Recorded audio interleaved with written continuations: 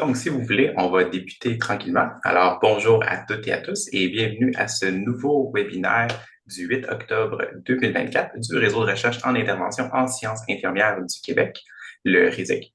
Mon nom est Marc-André Maricata, je suis directeur exécutif pour le RISIC et je suis accompagné aujourd'hui de Madame Céline Gélina, qui est directrice scientifique pour le RISIC. Je vais vous présenter notre conférencière dans quelques instants. Mais avant, simplement vous informer ou vous rappeler que, comme lors de chacune de nos activités, vous pouvez utiliser la fonction QR, Q&A ou questions-réponses au bas de votre écran pour poser vos questions à notre conférencière et ce, tout au long de l'activité. Il va y avoir une période d'échange à la fin du webinaire et où je pourrai transmettre vos questions à notre conférencière. Donc, sans plus attendre, le webinaire d'aujourd'hui est intitulé En route vers l'amélioration de la santé mentale des personnes avec blessures traumatiques, une revue systématique de guides de pratique. Et il nous est présenté par Madame Mélanie Bérubé, qu'on est très, très contente d'avoir avec nous. Donc, Mélanie Bérubé est professeure agrégée à la Faculté des sciences infirmières de l'Université Laval. Elle a obtenu une maîtrise en sciences infirmières de l'Université de Montréal, un diplôme d'études post-maîtrise d'infirmière praticienne en soins aigus de l'Université de Toronto, un doctorat en sciences infirmières de l'Université McGill et elle a effectué des études postdoctorales en épidémiologie et en biostatistique à l'Université Laval. Elle a travaillé comme clinicienne et gestionnaire en traumatologie et en soins intensifs pendant près de 20 ans. Professeure Bérubé est aujourd'hui chercheuse régulière au Centre de recherche du CHU de Québec, Université de Laval, pour le thème traumatologie, urgence et soins intensifs.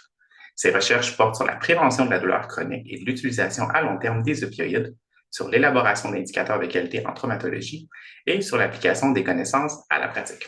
Professeure Bérubé est également présidente du réseau interdisciplinaire de traumatologie de l'Association canadienne de traumatologie et co-directrice du consortium sur l'efficacité et la sécurité des traitements du Réseau québécois de recherche en douleur. Donc, merci beaucoup, Madame Bérubé, d'être avec nous. Je vous laisse la parole et je vous retrouve à la fin de l'activité pour la modération des échanges.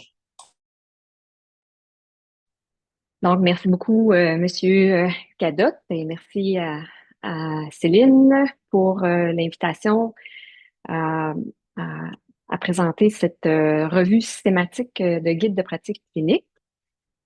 Alors, oups, OK, cette, ce projet émerge en fait d'un autre programme, projet de recherche sur la sélection de stratégies pour prévenir l'utilisation à long terme d'opioïdes. Alors, dans ce projet de recherche-là, plus spécifiquement, les parties intéressées qui ont participé, donc les professionnels de la santé, les décideurs cliniques, également des personnes avec expérience vécue, ont entre autres rapporté que compte tenu la rareté des ressources spécialisées en psychologie, il serait important d'améliorer les pratiques des professionnels de la santé, de tous les professionnels de la santé œuvrant en traumatologie, pour promouvoir une approche globale et intégrée de gestion de la santé mentale à la suite d'une blessure traumatique. Donc, que ça ne devienne pas, que la santé mentale ne soit pas seulement l'affaire de spécialistes comme les psychiatres ou les psychologues, mais également de l'ensemble des professionnels impliqués dans le parcours de soins de personnes avec blessures traumatiques. Donc, en termes de contexte, les soins en traumatologie ont beaucoup évolué au cours des 30 dernières années. Cette évolution-là est associée en fait à la désignation des centres de traumatologie. Beaucoup emprunté du système américain, donc de l'American College of Surgeons, avec un comité spécialisé en trauma. Et également au Québec et au Canada, on a désigné des centres de traumatologie au même titre que le modèle américain, qui a entraîné en fait au Québec. On voit ici une diminution importante de la mortalité. Alors, on est passé en 92 de 52% des patients avec blessures traumatiques qui décédaient à 5% en 2020. Et dans le monde, on voit aussi la même tendance. Le graphique représenté là, dans le monde se concentre principalement chez les patients qui ont des blessures sévères. Alors, on voit que pour ces patients-là, le taux de mortalité actuellement est environ 10 alors qu'au Québec, on intègre dans nos registres de traumatologie l'ensemble des patients qui ont subi des blessures traumatiques et non seulement les patients avec blessures graves, faisant en sorte que le taux de mortalité finalement est plus faible. Euh, Également, il est certain que le fait que les patients survivent de plus en plus à leurs blessures traumatiques, euh, il y a un fardeau qui vient avec le fait de survivre à ces événements-là. Fardeau au point de vue de la récupération, certes physique, mais aussi au plan point de vue de la santé mentale. Et il faut dire que il y a quand même un contexte de vulnérabilité psychosociale important en trauma. Alors, jusqu'à 20 à 40 des patients sont connus pour des troubles mentaux au moment de la blessure. Donc, les troubles les plus fréquents, usage de substances, dépendance, dépressifs, anxieux, comportement suicidaire. Bon, on va admettre des patients qui ont qui ont fait des tentatives de suicide là, en contexte de traumatologie. Donc, faisant en sorte que c'est un milieu, contexte fertile pour avoir des troubles mentaux à la suite de la blessure traumatique. Euh, Aussi, les patients, il y a quatre grandes trajectoires concernant la santé mentale. Donc, il y a certains patients qui vont être très résilients par rapport à leurs blessures et qui vont s'en sortir rapidement, tant au point de vue de la récupération physique, de la santé mentale.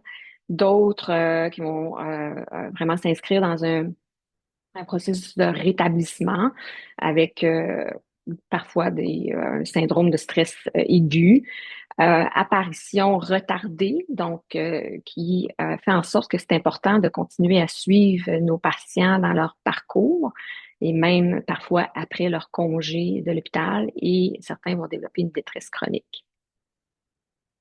Donc, jusqu'à 20 des patients vont développer un trouble mental de nouveau à la suite de la blessure traumatique.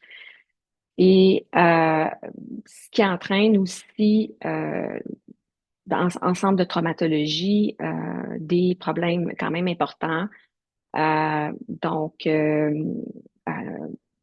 40% plus de risque d'être hospitalisé pour un trouble mental à la suite d'une blessure traumatique. Et le taux de mortalité par suicide est 7 fois plus important chez cette population-là que la population canadienne. Et ces données-là, en fait, émergent d'une étude de cohorte, une large étude de cohorte de l'Ontario. Donc, ils partagent quand même certaines similarités avec la nôtre au Québec. Euh, Au point de vue du centre de traumatologie, les patients avec troubles mentaux ont 2 fois plus de complications. La durée de séjour est 2 fois plus longue. Les coûts sont également très importants.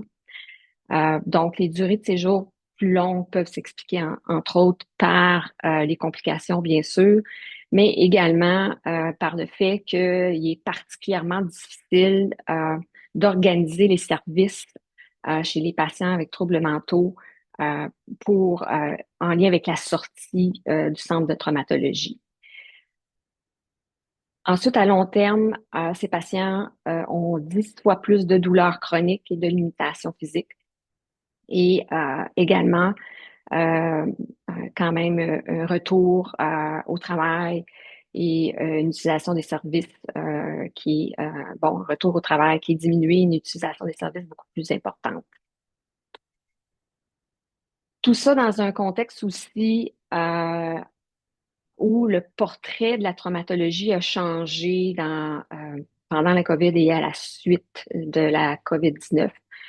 On fait face davantage dans les centres de traumatologie au Québec à des traumatismes intentionnels associés à la violence, Et c'est des patients qui souvent ont un contexte social plus difficile, faisant en sorte que ça augmente le fardeau des équipes de soins également d'un point de vue de la santé mentale. Alors, compte tenu de ce contexte particulier, on a vu émerger des guides de pratique clinique pour gérer les patients avec des troubles mentaux en traumatologie. Entre autres, l'American College of Surgeons, comme je disais tout à l'heure, qui a beaucoup orienté finalement les soins, les traitements aux patients de trauma depuis 30 ans. Et l'ASIA, qui est spécialisée pour les personnes avec lésions médulaires. Donc, dans ce contexte, on a débuté un projet de recherche visant à identifier les priorités pour améliorer les pratiques liées à la santé mentale dans un contexte de blessure traumatique basé sur les données probantes, les pratiques actuelles et le point de vue des parties intéressées incluant toujours nos professionnels de la santé, les décideurs cliniques et les personnes avec expérience vécue, autant patients et membres de la famille. Les objectifs de ce projet sont d'examiner systématiquement les recommandations relatives aux pratiques en santé mentale sur lesquelles je vais focuser aujourd'hui. Également, d'évaluer les écarts entre les connaissances et la pratique et les besoins et les préférences des parties intéressées et de sélectionner des priorités nationales pour améliorer les pratiques en matière de santé mentale dans les systèmes de traumatologie.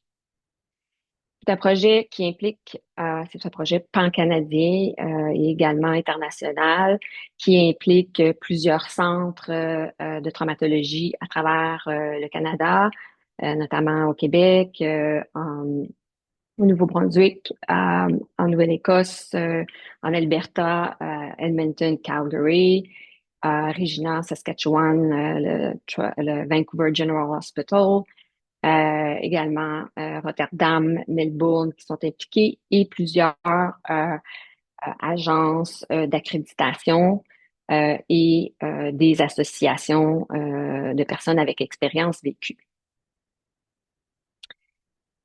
En termes de modèle, de cadre de référence pour ce projet, on utilise celui des connaissances à l'action. Et donc, aujourd'hui, je mets en face, comme j'ai expliqué tout à l'heure, sur le premier objectif, qui est vraiment dans la synthèse des connaissances.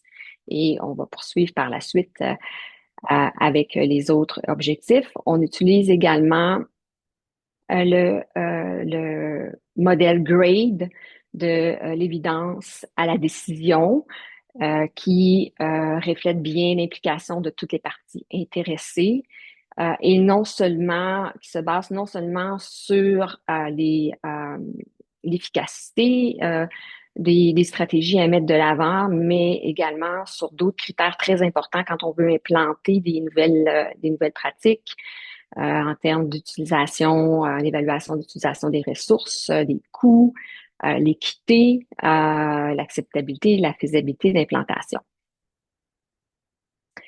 Alors, pour le sujet d'aujourd'hui, le protocole a été publié, je crois, autour du mois de mai, juin. On utilise des guides méthodologiques. Donc, il existe un guide méthodologique publié par Johnson concernant les revues systématiques de guides de pratique clinique. Puis, on utilise aussi des bons principes du groupe Cochrane. Alors, en termes d'éligibilité, on met l'emphase concernant les adultes en phase aiguë et de réadaptation précoce, donc moins de 3 mois post-blessure. Donc, on a décidé là, de cibler vraiment la phase un peu plus aiguë. Mais souvent, les patients de traumatologie, quand ils obtiennent leur congé, sont quand même suivis en clinique externe pour environ 3 et parfois 6 mois là, par les équipes de traumatologie. Les guides de pratique doivent inclure au moins une recommandation liée à la santé mentale et sur la prévention, dépistage, évaluation, traitement, aussi toute l'approche centrée sur le patient-famille et le suivi des patients. On a mis l'emphase, en fait, les guides de pratique doivent être endossés par une organisation reconnue et dans un pays à haut revenu. Encore une fois, pour rendre aussi la revue faisable et compte tenu que les systèmes de traumatologie organisés sont surtout dans des pays à haut revenu également. Publié au cours des 15 dernières années parce qu'on voulait avoir quand même des recommandations récentes et on n'a appliqué aucune restriction au niveau du langage. En termes de définition de guide de pratique clinique, bien sûr, c'est important de se doter, quand on fait des revues systématiques, de définition pour que ce soit clair par les personnes qui sont impliquées dans le tri, la sélection des articles, ici des guides de pratique clinique. Donc, vraiment des déclarations qui contiennent des recommandations euh, visant à optimiser les soins, fondées sur une analyse des données probantes. Donc, il doit y avoir une analyse finalement des résultats de la recherche et avec une évaluation des avantages et des inconvénients d'autres options potentielles. Ensuite, on a mis l'emphase sur les guides de pratique clinique qui ciblaient les catégories du DSM-5 affectant les plus souvent les patients de traumatologie, parce que c'est certain que la santé mentale, c'est très large. Donc, on voulait pas, par exemple, cibler des troubles reliés à la schizophrénie, bien que certains patients peuvent en être affectés. Alors, dans la littérature, les troubles les plus souvent rapportés sont vraiment reliés au stress, troubles anxieux, consommation de substances et comportements suicidaires et automutilation. Au point de vue de la stratégie de recherche, on a effectué une recherche dans les bases de données et aussi dans des sites d'association. Alors, ici, vous avez seulement un échantillon là, des sites d'association qu'on a recherchés. Cette liste a été bonifiée, révisée, bonifiée avec aussi les experts là, qui participent au projet de recherche, tant en traumatologie qu'en santé mentale. Alors ici, c'est mon tableau d'honneur. En fait, les personnes qui ont participé grandement participé en fait au tri, à la sélection, à l'extraction des données. Alors, Laurence Bourg, qui est professionnelle de recherche, avec Marc Aurèle également, deux étudiantes postdoctorales, donc Alexandra Lapierre, Tassia de Macedo, qui vient de joindre l'équipe, et Michael Thébault, qui est un étudiant à la maîtrise, en fait, qui s'est inscrit à la maîtrise après avoir collaboré au projet. Il s'intéressait à la recherche, c'était pas certain de vouloir vraiment poursuivre à la maîtrise, donc il a intégré le projet, mais finalement, on l'a convaincu de poursuivre ses études. Alors, Michael il vient juste de s'inscrire à la maîtrise et il va mettre en face dans ses études, entre autres, chez les Grands Brûlés, que on n'a pas inclus là, dans la revue, considérant que les Grands Brûlés sont souvent un peu une population à part en traumatologie, bien qu'elle est considérée comme une clientèle ou une sous-clientèle de la traumatologie, mais c'est pas tous les centres là, qui traitent des Grands Brûlés. Alors, vraiment, ces personnes-là, chapeau et je les remercie énormément là, pour tout leur travail en lien avec cette revue. Ils ont travaillé en pair là, pour l'extraction, le tri, en fait, le tri, la sélection et l'extraction des données. Alors, on évaluait la qualité méthodologique des guides de pratique clinique à l'aide de l'outil Agree2, Agree2, donc qui évalue 6 domaines, en fait. Donc, le champ d'application, les objectifs. Est-ce que le champ d'application, c'est clair en termes de quelle population on cible? Et est-ce que les objectifs? L'implication des parties intéressées, incluant les personnes avec expérience vécue. La rigueur de développement, donc est-ce qu'il y a un processus rigoureux pour rassembler, synthétiser l'évidence, méthode pour formuler les recommandations, les mettre à jour, la clarté et présentation des recommandations, l'applicabilité. Donc, est-ce que au-delà d'émettre des recommandations, est-ce que les guides de pratique clinique suggèrent aussi des outils à utiliser pour faciliter la mise en application dans la pratique? Et l'indépendance éditoriale, donc, est-ce qu'il y a des conflits d'intérêts associés autant au point de vue de recherche et clinique associé au développement des guides de pratique. Alors, basé sur Agree 2 et également l'expérience d'une série de revues systématiques de guides de pratique qu'on a effectuées également chez les patients avec trauma pédiatrique. Donc, la qualité élevée a été déterminée selon un score de 60% dans au moins 3 des 6 domaines à GUI 2, y compris le domaine 3, rigueur de développement. Donc, on trouvait très, très important, bien sûr, que ce domaine-là obtienne un score plus élevé. Qualité modérée, au moins 3 domaines obtenant un score plus de 60% et domaine 3, un score de moins de 60. Et qualité faible, donc 60% dans au moins 2 domaines et un score inférieur à 50 dans le domaine 3. Au point de vue de la métasynthèse, on a regroupé les recommandations dans les catégories suivantes. Donc, je les ai laissés en anglais là, parce que tout à l'heure, on récupère des tableaux qu'on met dans l'article final là, et les catégories sont en anglais, donc c'est plus facile de suivre par la suite. Donc, vraiment dans la promotion, la prévention de la maladie, le dépistage, l'évaluation, les interventions. Donc, il était quand même un grand parapluie. On a subdivisé en interventions non spécialisées qui peuvent être appliquées par tous les professionnels de la santé, par exemple, spécialisées pharmacologiques et aussi tout ce qui est relié à la formation, au développement de compétences des professionnels de la santé.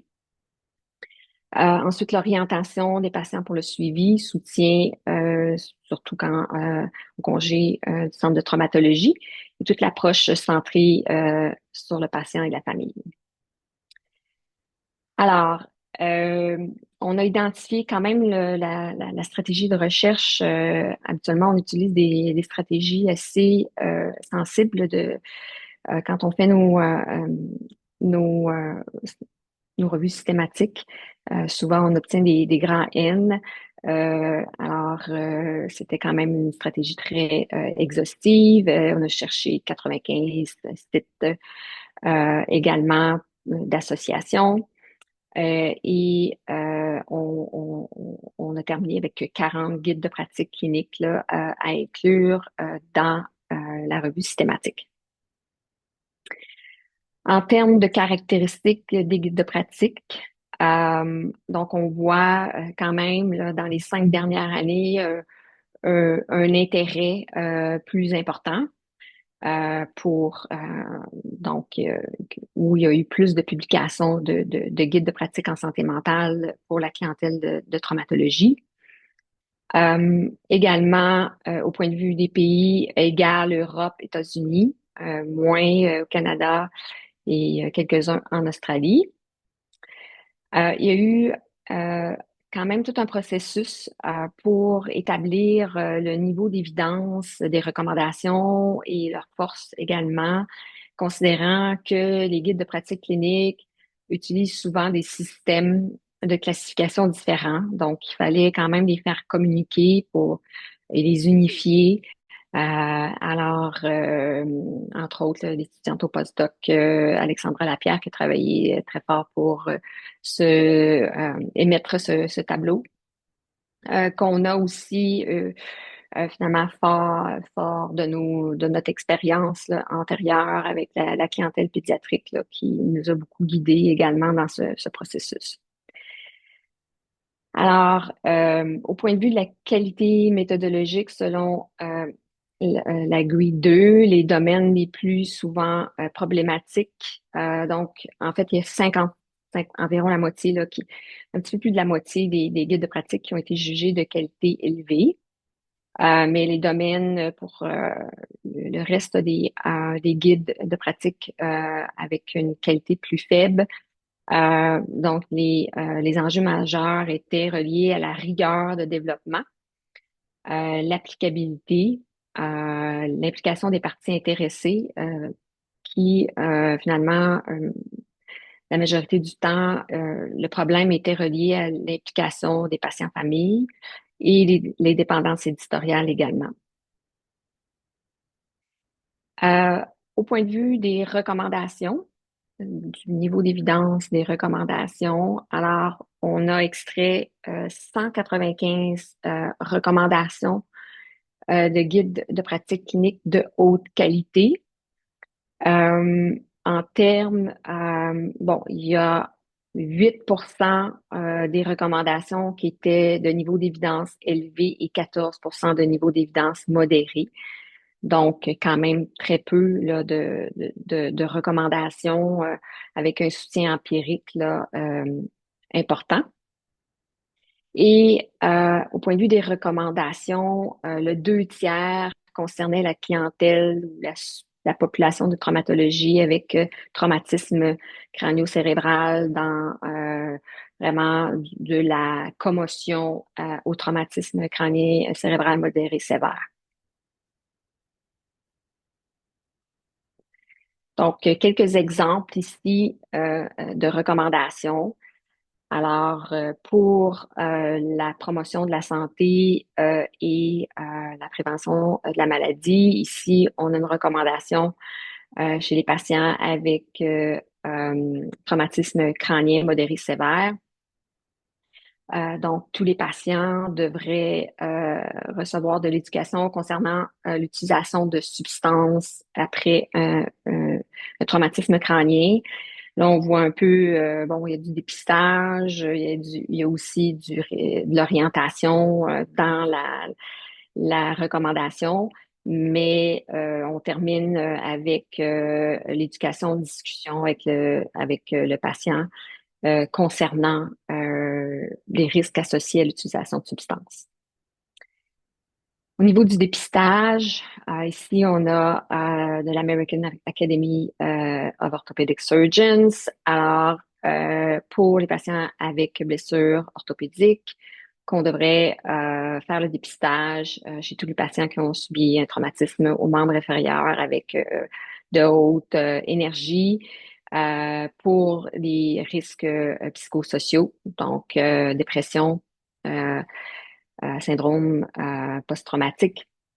Donc, souvent, un syndrome post-traumatique, quand il apparaît davantage, qu'on peut diagnostiquer à un mois post-blessure. Donc, il faut continuer à suivre ces patients. L'anxiété, le soutien social également, qui est souvent un risque là, pour les troubles mentaux. Au niveau de l'évaluation, aussi, on a 2 clientèles, donc l'American Academy of Orthopedic Surgeons, encore une fois, puis l'Ottawa Hospital Research Institute, c'était pour les commotions. Alors, stipulant qu'on doit évaluer les patients pour des désordres mentaux de différents types on voit ici les troubles mentaux que tout à l'heure j'avais énumérés et que cette évaluation-là doit bien sûr tenir compte de l'histoire du patient, mais aussi utiliser des questionnaires validés pour bien évaluer ces problèmes et aussi d'impliquer les membres de la famille et d'autres sources significatives là, pour évaluer la présence de troubles mentaux. Au niveau de l'intervention, alors deux exemples de recommandations reliées à l'intervention. Ici, pour tous les types de traumatismes, Phoenix Australia. Euh, donc, les patients avec troubles de détresse post-traumatique, dans les premiers 3 mois post-blessure, on recommande euh, une approche donc selon la gravité ou les risques du patient euh, que je vais vous présenter par la suite. C'est une approche, en fait, c'est une intervention qu'on juge là, qui n'est non spécialisée, alors que l'autre recommandation est de l'ordre davantage spécialisé pour les patients avec traumatisme crânien et lésions à la moelle épinière, donc la thérapie cognitive comportementale, pour les patients et les membres de la famille s'ils souffrent de troubles anxieux ou dépressifs, aussi l'entretien motivationnel pour le traitement des symptômes anxieux. Et également que ces modalités-là peuvent être utilisées de différentes façons et administrées par plusieurs membres de l'équipe interdisciplinaire. Donc, les soins échelonnés ou le STEP, Collaborative Care, en quoi ça consiste? C'est vraiment des soins proportionnels à la gravité et à la complexité des besoins des patients. On parle de suivi continu des personnes les plus en détresse ou présentant un risque accru, qui est basé sur la thérapie cognitive comportementale ou l'entretien motivationnel.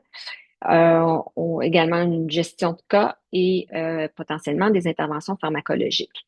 Donc, on voit à l'écran là, deux études là, qui ont été réalisées, essais randomisés contrôlés sur le sujet. Donc, ça fait beaucoup appel au modèle SBIRT qu'on voit beaucoup en, en utilisation de substances. Donc, on fait un dépistage des patients et en fonction de leur niveau de risque, on établit les interventions à effectuer.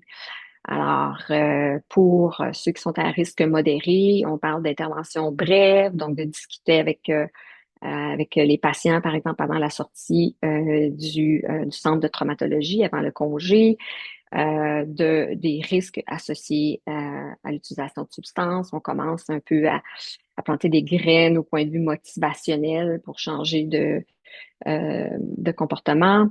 Alors que pour ceux qui sont à risque modéré à élevé, ben, on va continuer à les suivre et poursuivre l'entretien motivationnel avec les patients et ceux présentant vraiment des risques très sévères ou une dépendance, mais là, on les réfère à des ressources spécialisées. Pour l'étude de STEP Collaborative Care Model, par exemple, une intervention qui est conçue pour être dispensée au cours des 12 premiers mois suivant la blessure, dans tout le continuum de soins. Il y a une infirmière qui coordonne les services. Donc, activation comportementale pour soutenir l'adaptation, entretien motivationnel, consommation problématique d'alcool ou d'autres comportements à risque. Et pour les patients vraiment qui ont un trouble confirmé, donc c'est la TCC, psychoéducation, donc également restructuration cognitive, exposition graduelle pour les patients avec un trouble de stress post-traumatique et de la médication, donc avec des services plus spécialisés. Alors que le Trauma Resilience and Recovery Program, on parlait des séances d'éducation à l'hôpital avant le congé et inscription des services de suivi pour les patients vraiment qui présentent des risques importants.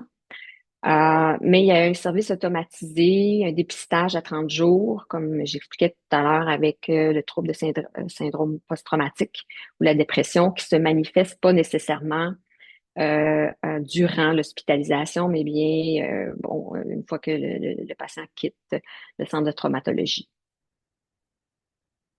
Alors, si on retourne à nos recommandations au niveau de l'orientation pour les patients euh, avec TCC, donc traumatisme crânio-cérébral modéré sévère. Alors, d'avoir une approche intégrée d'orientation également de prise en charge des patients qui présentent des problèmes de comportement reliés à l'utilisation de substances, mais on a aussi chez ces patients-là des troubles de comportement agressifs, par exemple, là, surtout quand ils ont des lésions frontales. Donc, on doit être outillé également pour agir auprès d'eux et aussi des orienter vers les bons traitements au congé. Euh, pour l'approche centrée sur le patient famille, ici, on a une recommandation qui s'applique à tous les patients avec des traumas majeurs, sévères ou orthopédiques. Donc, des impliquer finalement dans le plan de traitement et des informer de la suite du continuum, à quoi ils doivent s'attendre au point de vue des impacts sur leur qualité de vie, donc la douleur, perte fonctionnelle, mais aussi des effets psychologiques. Donc, je dirais que c'est souvent une partie qu'on va escamoter lorsqu'on va informer le patient là, sur le continuum de soins et des impacts. Donc, en conclusion, la moitié des guides de pratique clinique répertoriés étaient de haute qualité. La rigueur de développement, l'applicabilité, l'implication des patients familles sont des domaines importants à améliorer dans le développement des guides de pratique en trauma. Euh, j'ai pas parlé nécessairement des associations ou des guides de pratique clinique qui étaient associés à une plus grande qualité méthodologique.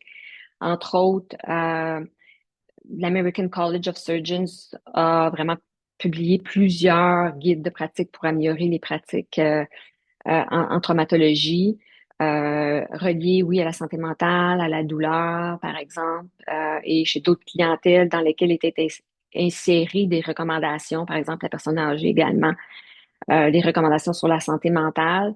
Par contre, la rigueur méthodologique de ces guides de pratique-là a été jugée faible. Mais la beauté des guides de pratique de l'American College of Surgeons, c'est que ils fournissent beaucoup d'outils pour mettre en application les recommandations. Mais le fait que la rigueur n'était pas nécessairement au rendez-vous a fait en sorte qu'ils ont été classés dans les guides de pratique de faible qualité méthodologique. Il y a peu de recommandations en santé mentale qui bénéficient d'un soutien empirique suffisant pour être implanté en trauma actuellement. Euh, il y a plusieurs recommandations de haut niveau d'évidence qui sont spécifiques à la population avec traumatisme crânio-cérébral.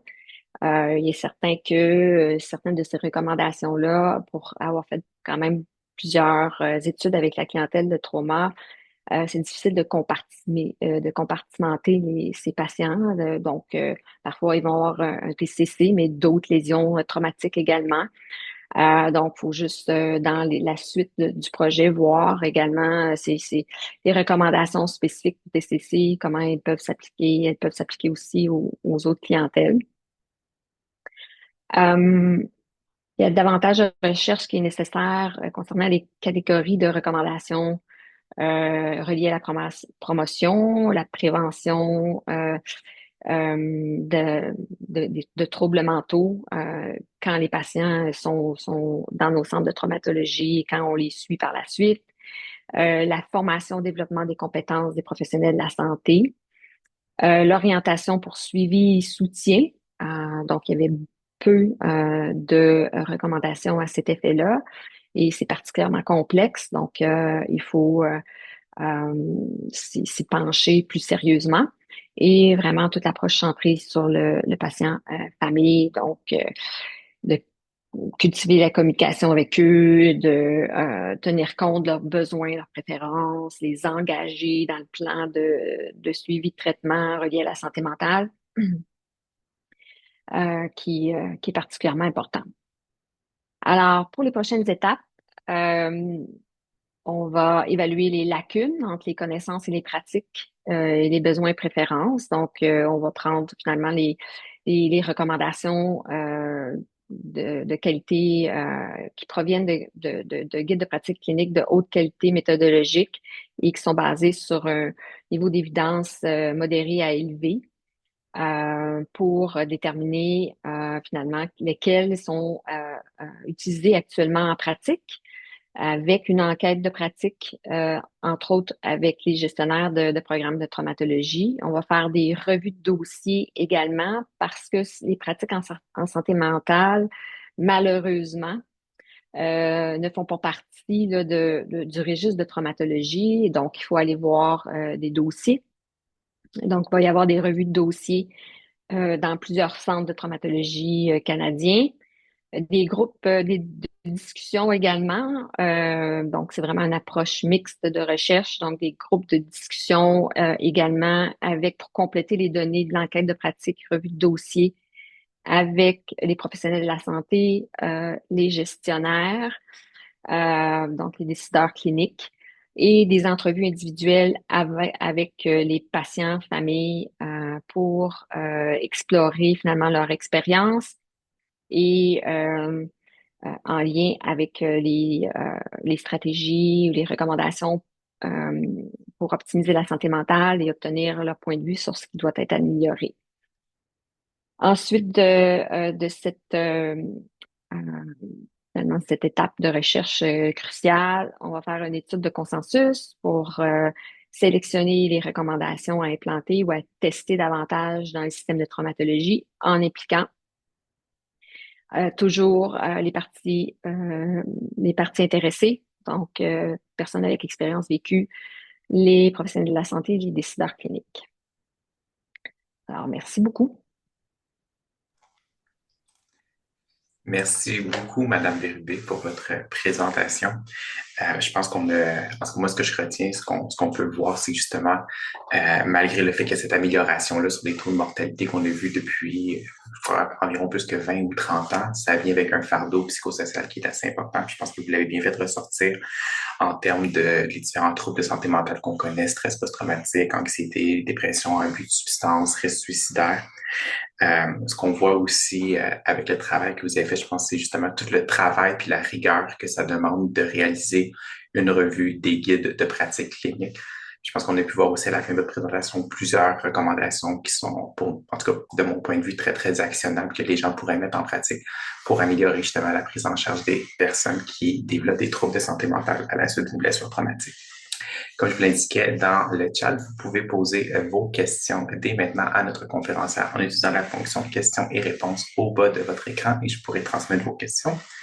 On pourrait déjà y aller avec une première question. Au début de votre présentation, vous nous présentiez une figure avec les différentes trajectoires possibles, on pourrait dire, d'évolution des personnes qui ont des blessures traumatiques. Donc, on parlait peut-être qu'il peut y avoir, on peut aller plus vers la résilience, on peut aller peut-être plus vers le rétablissement ou peut-être malheureusement davantage vers la détresse, vers une détresse chronique.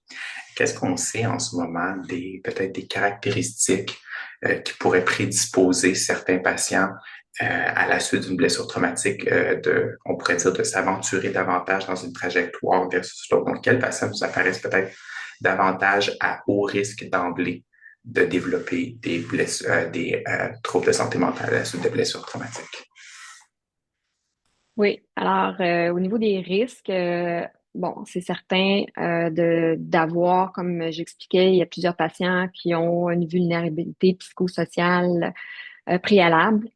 Alors, c'est certain d'être connu pour des troubles mentaux et des fois sont pas connus non plus. C'est pour ça qu'il existe des outils validés justement pour pouvoir dépister ces troubles mentaux-là.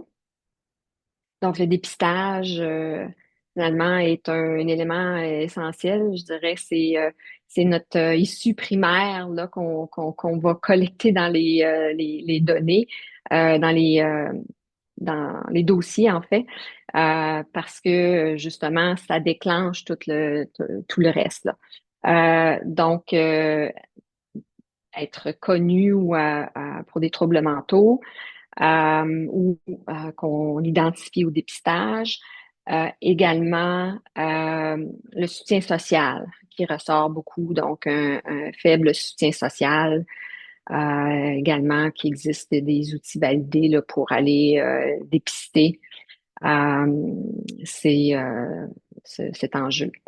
Alors, c'est les risques principaux connus là.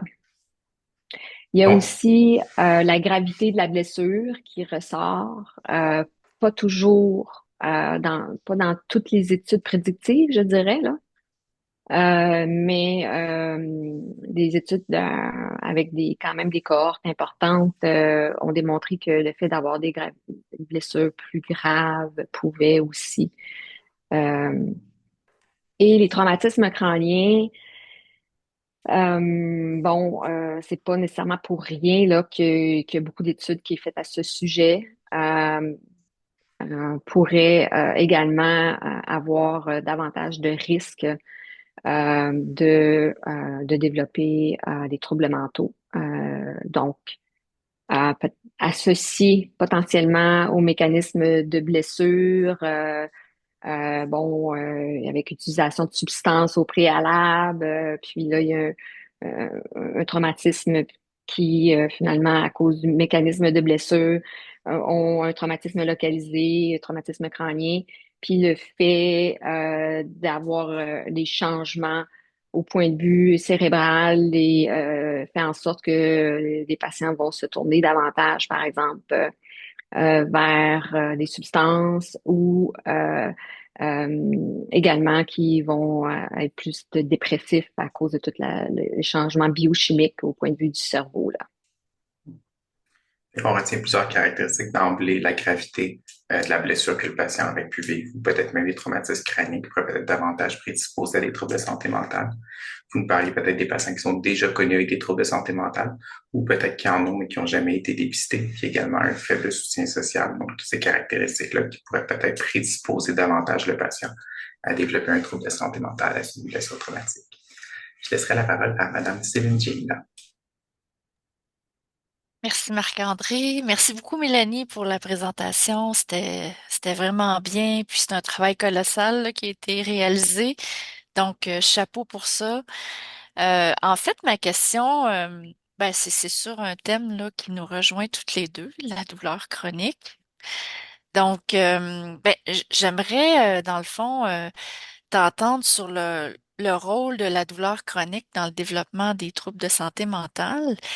Et est-ce que ce serait pertinent, puis là je comprends là, que tous les résultats n'ont pas pu être présentés là, par faute de temps, mais est-ce que la douleur chronique, son dépistage, sa gestion font partie de ces guides de pratique-là? Et parce que, en tout cas, j'ai vu le mot douleur un peu, mais pas tant. Donc, je voulais t'entendre là-dessus. Oui, en fait, on a retenu des guides de pratique sur la douleur reliés à la traumatologie. Euh, qui faisait mention, qui avait des recommandations vraiment sur l'aspect, pas que sur la douleur, mais l'aspect psychosocial relié à la douleur. Bon, c'est bien reconnu là. Il y a certaines recommandations qui c'est vraiment, je les ai pas présentées aujourd'hui là, mais qui sont euh, vraiment contextualisées à la douleur. Donc, d'évaluer les aspects psychosociaux qui peuvent contribuer à la douleur, finalement, chez les patients. Merci beaucoup, Madame Périgueux. Donc, on entend que dans ces guides de pratique clinique-là, il y a des sections, des fois, il y a une portion de ces guides-là qui est aussi dédiée à la gestion, peut-être la prévention du développement d'une douleur chronique chez les patients à la suite de blessures traumatiques. Je sais que vous mentionnez au départ que vous aviez une large expérience dans le domaine justement de la traumatologie. Puis si je vous posais un peu la question, la revue que vous avez fait des guides de pratique clinique et internationale, vous avez présenté plusieurs recommandations. D'après votre expérience terrain très, très pratique ou d'après même ce que vous connaissez des milieux de soins au Québec, de votre point de vue à vous, où est-ce qu'on pourrait dire que le bas blesse davantage présentement dans le système de santé québécois par rapport peut-être soit au dépistage, à la prévention ou à la prise en charge ou au suivi des patients qui vont développer des problèmes de santé mentale à la suite de blessures traumatiques. Donc, qu'est-ce qui semble en ce moment le plus peut-être difficile ou qui a peut-être le plus grand potentiel d'amélioration dans notre système de santé? Oui. Donc, c'est certain que dans la traumatologie, la majorité du temps, les professionnels de la santé non spécialisés en santé mentale, je dirais, là, choisissent ce domaine à cause, bon, toute la complexité de la santé physique, là. Donc, ça touche souvent tous les systèmes. C'est complexe d'un point de vue de la santé physique. Puis quand on intègre la traumatologie, on se rend pas nécessairement compte qu'il va y avoir aussi vraiment des enjeux psychosociaux très importants. Je dirais que les professionnels de la santé ne sont pas très bien outillés pour justement dépister et commencer certaines interventions basées sur l'évidence, là. Donc, ils vont avoir tendance à, oups, là, le patient semble ne pas bien évoluer au point de vue de la santé mentale, je le réfère un psychiatre ou un psychologue, puis je veux pas m'occuper nécessairement euh, de ce volet-là. Euh, Pas nécessairement toujours par un manque d'intérêt, mais aussi parce que les gens sont un peu démunis, là, les professionnels de la santé, pour intervenir. Ensuite de ça, il y a vraiment tout le processus d'orientation, de bien attacher les services. Et pour ça, ben, c'est nécessaire de justement identifier les patients qui présentent des troubles mentaux, mais aussi qui sont à risque, là, pour savoir qui on priorise, parce qu'on ne peut pas offrir à tout le monde tous les mêmes services, là. Donc, il faut vraiment identifier les patients qui vont en bénéficier davantage, là. Donc, puis il y a une complexité également avec, par exemple, le trauma crânien. Euh, Est-ce que c'est associé au trauma crânien ou est-ce que c'est associé à un problème un trouble mental sous-jacent? Et parfois, les équipes spécialisées en santé mentale vont pas nécessairement accepter les patients avec TCC en disant que ben, c'est à cause du TCC qui présentent ces troubles-là. Donc, ça devrait être géré par une équipe de traumatologie spécifique. Alors là, il y a aussi là, cette zone grise-là, là. Mais à quelque part, tu sais, faut quand même les prendre en charge, ces patients-là, puis s'entendre sur les bons services là, à offrir à ces patients-là pour pas qu'ils tombent là, finalement entre deux chaises parce que c'est une clientèle particulièrement vulnérable. Donc, ça, on retient bien, on associe parfois le contexte de la traumatologie à des soins physiques, puis on pense peut-être moins lorsqu'on arrive dans ce contexte-là, tout l'aspect psychosocial ou santé mentale qui est très, très important. Donc, peut-être que les gens arrivent pas nécessairement avec cette lentille-là ou pas nécessairement outillés pour prendre en charge ce type d'enjeux-là. Vous nous parliez aussi en termes de screening, de dépistage présentement, que peut-être c'est pas quelque chose qui est, on pourrait dire peut-être suffisamment fait pour identifier les patients qui mériteraient peut-être une intensité de service qui est un peu plus grande. Puis là, il y a aussi cet enjeu-là de dire, est-ce que finalement c'est des problèmes de santé mentale, est-ce que c'est des problèmes physiques? Donc, à qui, dans le fond, quel service, dans le fond, ce patient mérite davantage de recevoir? Donc, où est-ce qu'on le met pour qu'il y ait des services qui puissent appropriés? Ouais, c'est tout le concept de soins échelonnés que j'ai présenté, là, dans le fond. Ouais. Puis que quand même, on a une évidence solide là, pour implanter, là. Si on y allait peut-être avec une question un peu plus méthodologique cette fois, vous avez réalisé une revue systématique de guide de pratique clinique, qui est une méthode de synthèse des connaissances qui est peut-être des fois un peu moins connue que les gens qui vont peut-être moins faire. De votre expérience à vous de réaliser un tel type de synthèse de connaissances, s'il y a des étudiants ou des chercheurs qui nous écoutent en ce moment et qui auraient envie de se lancer dans une entreprise similaire que la vôtre, parce que vous avez montré tout le travail et la rigueur que ça demande, qu'est-ce que vous conseilleriez à ces gens-là ou à quel quelle méthode ou quelle partie, quel aspect de réaliser un peu ces méthodes-là vous leur diriez de porter particulièrement attention, peut-être des difficultés que vous avez vécues ou des obstacles, des défis que vous avez eu à surmonter? Ouais. Euh, donc, c'est certain que, bon, toute revue systématique vient avec quand même, quand on veut le faire de façon très rigoureuse, c'est un travail colossal, peu importe le type de revue systématique qu'on réalise.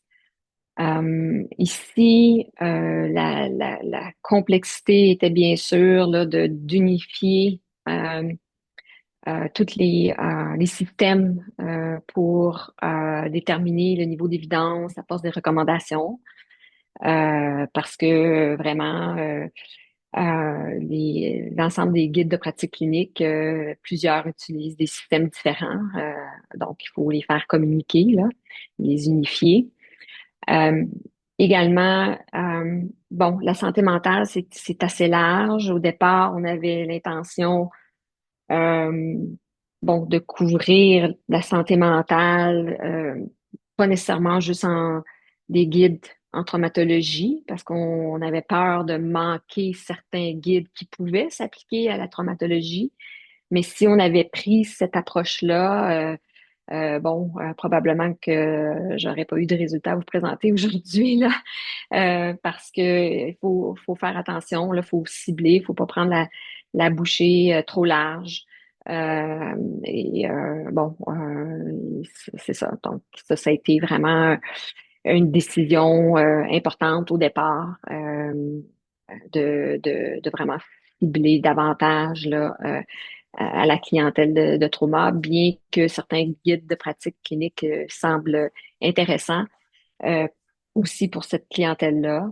Mais bon, ça leur est quand même entraîné là, la gestion de la recherche dans vraiment beaucoup de sites web d'associations là. À part de ça, c'est vraiment je ne sais pas s'il y a des étudiants là, mais c'est important d'avoir un protocole bien établi et de se référer à ce protocole-là par la suite, là, parce que des fois, on oublie nos bons principes, là. Donc, qu'est-ce qu'on avait écrit dans le protocole, puis tout ce travail-là, on le fait pas pour rien, là, de réflexion. Donc, de revenir à notre protocole fréquemment pour suivre les bonnes étapes, puis être rigoureux dans la démarche. Merci beaucoup, Mme Birubé. Donc, on entend ces trois grands points-là. Donc, la présentation, la structure, les systèmes que ces différents guides-là vont suivre, puis qui des fois peut amener peut-être des enjeux sur le plan de l'uniformisation entre les différents guides. Le scope d'une telle revue qui, des fois, peut être un peu plus difficile à délimiter. Donc, on peut pas non plus avoir un projet qui est pas faisable, mais en même temps, des fois, d'essayer de tout considérer, ça peut faire un projet qu'une envergure devient trop grosse. Et toujours cette idée-là aussi de dire qu'il nous faut un protocole clair, peu importe le type de synthèse de connaissances de revue systématique qu'on fait. Merci énormément à vous aujourd'hui, Madame Bérubé, pour la richesse de votre présentation, également pour toutes les réponses que vous avez apportées à nos questions. Pour notre part, au RISIC, on se retrouve peut-être la semaine prochaine pour un tout nouveau webinaire du RISIC. Donc, mardi, le 15 octobre à midi, nous allons avoir un webinaire qui va être animé par Madame Caroline Arbault et qui va venir nous parler de la pupillométrie pour anticiper le délirium à l'unité des soins intensifs. Donc, vous pouvez vous inscrire à cette prochaine activité en visitant notre site internet au www.risic.com. L'enregistrement de l'activité d'aujourd'hui va également être déposé sur notre site internet dans les prochains jours. Vous pourrez le revisionner gratuitement. Donc, encore une fois, merci beaucoup à vous, Madame Bérubé, d'avoir été avec nous aujourd'hui. Merci également à vous, Madame Géliot, d'avoir été là. Merci à tous ceux qui ont été présents en direct. Et on se retrouve peut-être la semaine prochaine pour un nouveau webinaire du RISIC. Merci à vous. Bye bye. Merci. Bonne Merci. semaine. Bye.